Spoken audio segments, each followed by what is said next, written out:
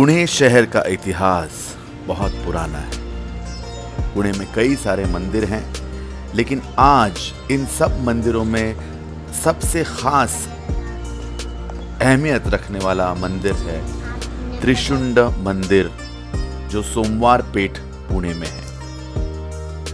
मध्य प्रदेश इंदौर के करीब धामपुर गांव से भीमगिरी जी गोसावी पुणे आए और उन्होंने ये मंदिर 1754 से लेकर 1770 तक इन सालों में बनाया। ये मंदिर राजस्थानी और महाराष्ट्रियन शैली को मिलाकर बनाया हुआ मंदिर है। मंदिर के सामने वाली दीवार पर, जैसे कि आप देख रहे हैं, यक्ष, किन्नर, गंधर्व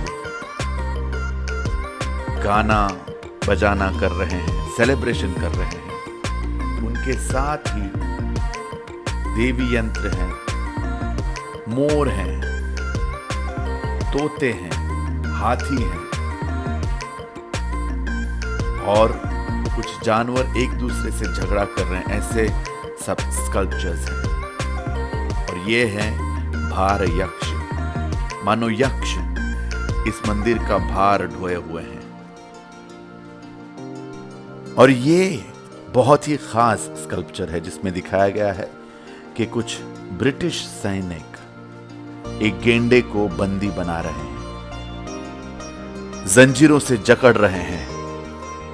उसका अर्थ यह है कि जब प्लासी की लड़ाई अंग्रेज जीत गए थे, तो उन्होंने असम और बंगाल पे अपना कब्जा कर लिया था।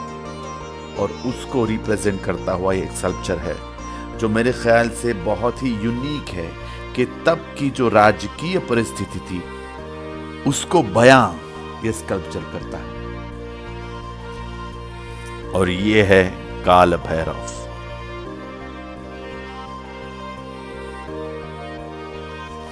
मंदिर के सामने वाली दीवार पर ही यहां पे नजर आते हैं महाराष्ट्र का दैवत विट्ठल, और उनके साथ हैं उनकी पत्नी रखुमाई मां।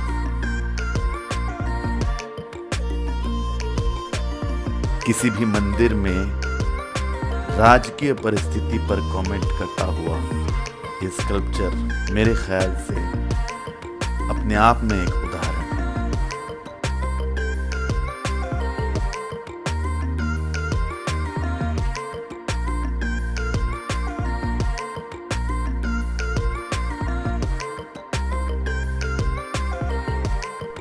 बिल्कुल सामने की ओर हमें नजर आते हैं भगवान श्री राम, हालांकि वो अभी भग्न अवस्था में हैं। और ये हैं द्वारपाल।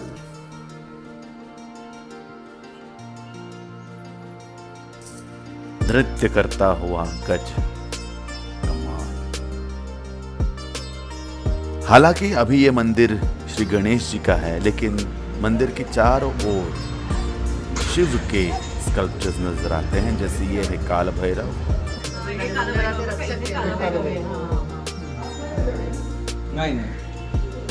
और ये है काल भैरव महाराज, इस पूरे वास्तु की रक्षा करते हैं।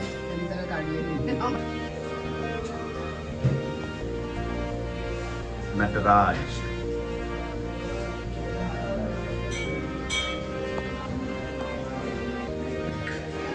ये है काल भैरव महाराज।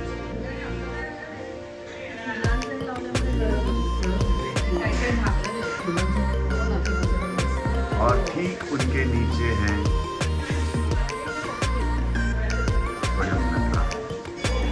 ये सिर्फ एक मंदिर ही नहीं, बल्कि गोसावी पंथियों का हठ योग केंद्र था, जिसमें तंत्र और मंत्र शक्ति के प्रयोग होते थे।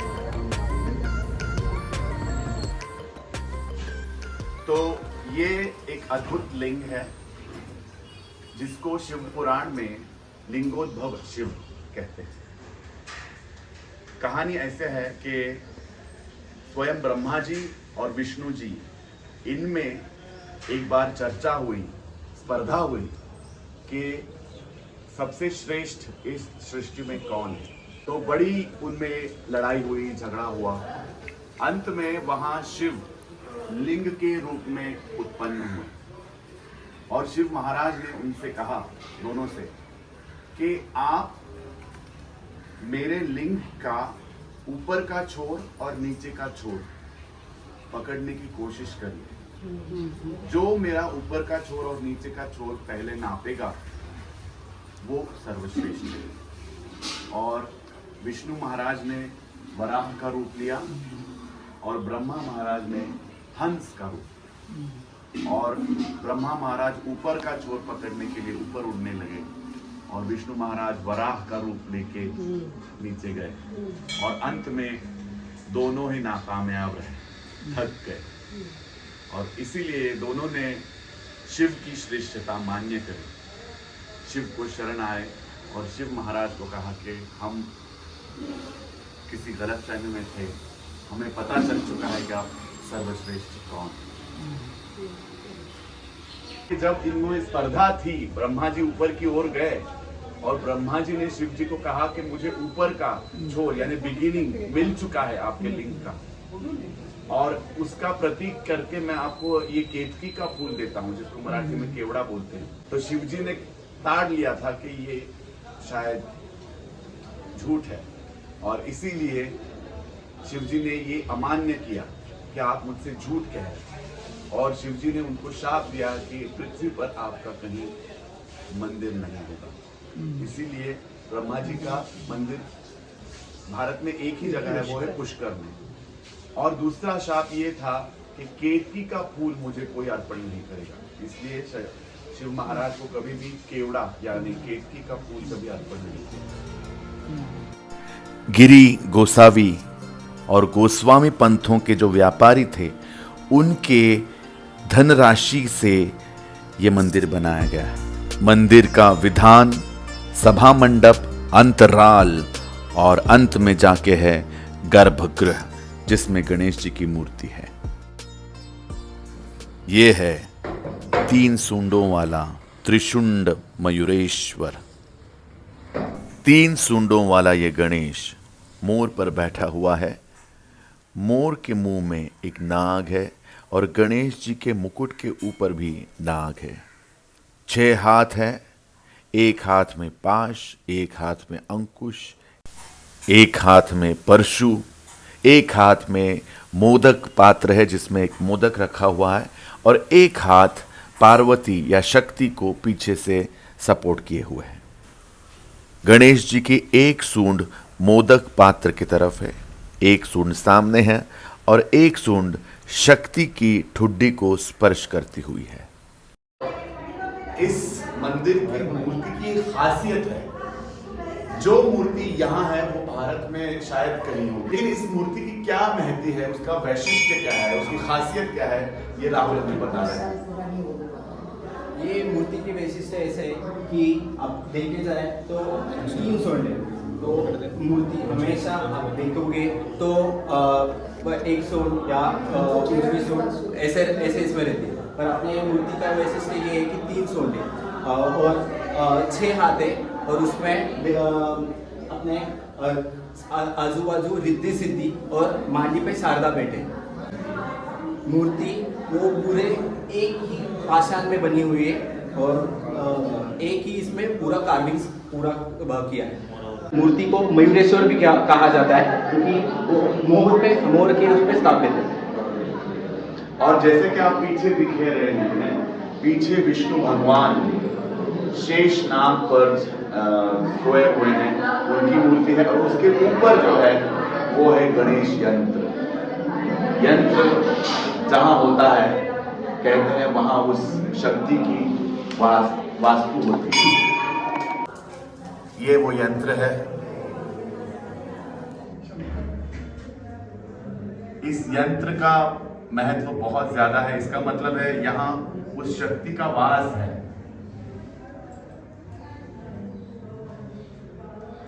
उस विष्णु को शेषशाही विष्णु कहते हैं। 3 सूंडों वाला त्रिशुंड गणेश ये तंत्र और मंत्र शक्ति का एक प्रतीक है। गर्भगृह के द्वार के ऊपर जो शिव की मूर्ति है उसके ऊपर है ये 3 सुप्रसिद्ध शिलालेख। पहला शिलालेख संस्कृत में है जिसमें नवंबर 1754 का उल्लेख है, जिसमें कहा गया है कि महाकाल रामेश्वर की प्रतिष्ठापना यहां हुई है। दूसरा भी संस्कृत शिलालेख है जिसमें शिव और कालिक की स्तुति है और भगवत गीता का एक श्लोक है। और तीसरा शिलालेख है फारसी में जिसमें यह कहा गया है कि फकीर गुरुदेव दत्त का ये घर है। सूर्य प्रतिमा और उसके नीचे जटाधारी साधु।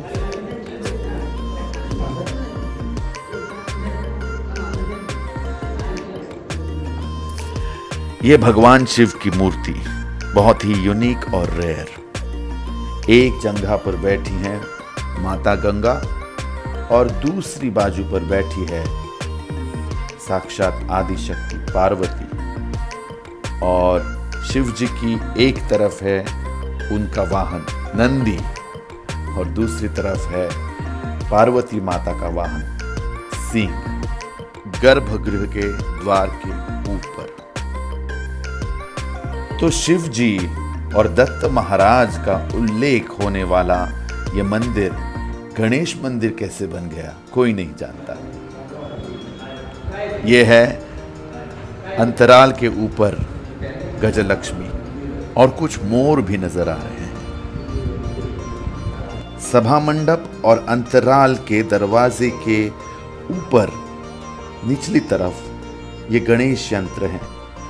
जो भी भाविक इस मंदिर के अंदर आएगा वो इस गणेश यंत्र के नीचे से गुजरेगा और वो पवित्र हो जाएगा। और अब हम चलते हैं तलघर में, जो हठ योग का एक अहम केंद्र था, जहां योगी तंत्र और मंत्र शक्ति की साधनाएं और क्रियाएं करते थे।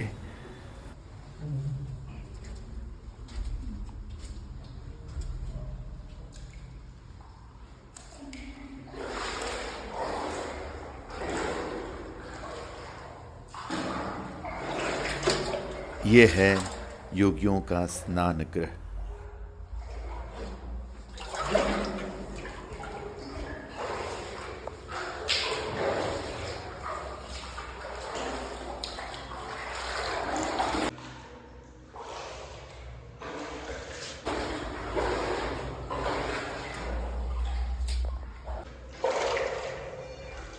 तो ये जगह है जो साल में सिर्फ एक बार खुलती है।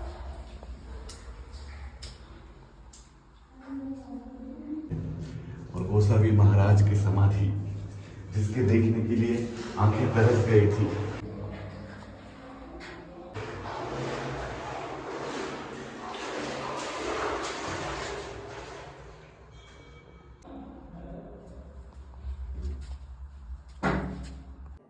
मैंने अभी इस जगह बैठते हुए अथर्वशीर्ष का पठन किया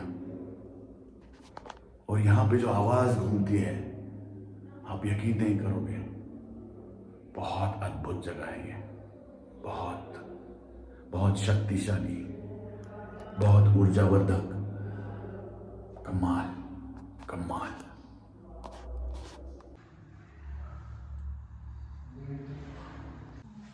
गोसावी महाराज की ये जो समाधि है, उस समाधि के ऊपर जब ऊपर की मूर्ति में अभिषेक किया जाता है तो जल सीधा पहुंच जाता है। इस मठ की रचना ऐसी थी कि जो भी योगी यहां रहेंगे उनको बाहर जाने की जरूरत ही ना पड़े। यहां अलग अलग तरीके के तंत्र क्रियाएं, हठ योग, इनकी साधनाएं होती थी। ऊपर छत से उल्टे टंगना और नीचे से कोयला जलाकर कुछ खास वनस्पतियों का धूम्र अपने ऊपर लेना, ऐसी मुश्किल क्रियाएं, उनका प्रयोग यहाँ होता था। तो मैं हूँ आज यहाँ त्रिशुंड गणपति के तलघर में। एक मंत्रमुग्ध करने वाली ऊर्जा, शक्ति इस जगह पर, जिसका कोई ठाव नहीं है। बहुत ही कमाल। और ये जगह साल में सिर्फ एक बार खुलती है, वो है आज के दिन, गुरु पूर्णिमा के दिन। ये केवल मंदिर नहीं, केवल मठ नहीं, बल्कि एक तपस्या गृह है। लेकिन मैं भारत सरकार और आर्कियोलॉजिकल सर्वे ऑफ इंडिया से दरख्वास्त करूंगा कि यहाँ के शिल्प अब भग्न पा रहे हैं, उनको संभालिए, उनका प्रिजर्वेशन कीजिए।